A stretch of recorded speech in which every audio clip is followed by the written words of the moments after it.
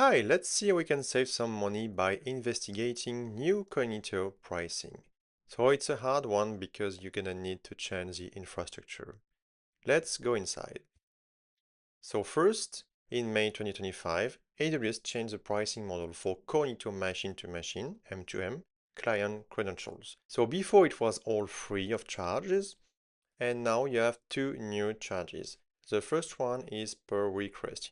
So the number of token requests per month. You have three different tiering, and the first price here starts at $2.25 per 1,000 tokens.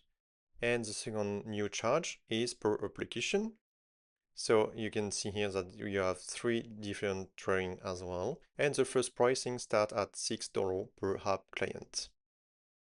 So you can detect new pricing with AWS Bills. So simply go to Billing Service and then Bills section. Click on Cognito, select one region and look at your usage. So in this example, in this region, you can try to reduce the number of token requests here because you are paying a new fee here, a new amount, which is $170 USD here, which was free before. And you can see the two different tiering.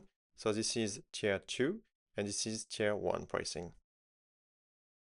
You can find all your cost optimizations by creating an Athena query. So simply query the curve or the focus format, and then you have to filter the query with charge description, so which is here, client credential flow M2M token request, or credential flow app client prorated by the second here. This query here was to calculate future costs, but if you already have them, you don't have to calculate here the pricing based on the consumed quantity. So you have multiple options to reduce the number of token requests. So the first one will be to reuse the Cognito tokens. So this is one example here. You are using Amazon Cognito and you are not reusing the tokens until they expire, so you can add this to your infrastructure.